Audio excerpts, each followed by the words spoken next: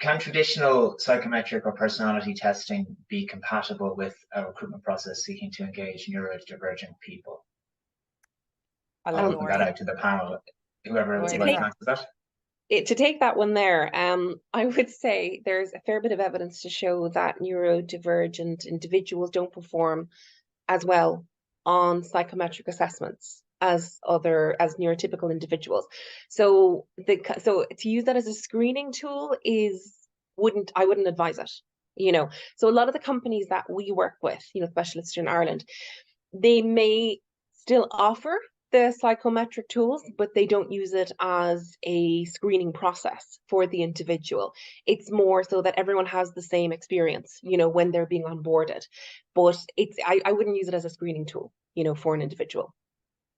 Okay, and is that testing across the board, or sorry, did you want to come in there? Just say to Barry, like in an ideal world, I would agree with Noreen, they shouldn't use it. But like, to be devil's advocate here, the reality is most people will still continue probably for the next decade to use it, because that's the length of time it takes people to change their habits. And so if companies are intent on using it, at a minimum, you should be offering people who share or disclose to you that they're neurodivergent or that they have a disability and that they have a reasonable accommodation requirement, you should be offering them extra time to at least somehow level up the playing field. Even though it's not the perfect solution, it would at least provide people with some sort of support and opportunity to have equal access to that job. Sure. And you're agreeing with that now, are you?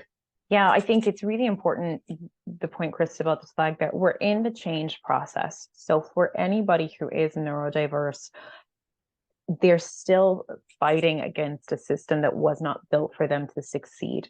So we have to recognize where we are and where we want to be, and then find what are the steps that we can take slow and steady to ensure that we're making those changes, because it's not feasible to go in and go, okay, throwing everything out and we're not doing that anymore and we're just gonna figure it out. People are running large recruitment campaigns, they're trying to onboard people, and it doesn't stop. We don't get the opportunity to pause and build from scratch.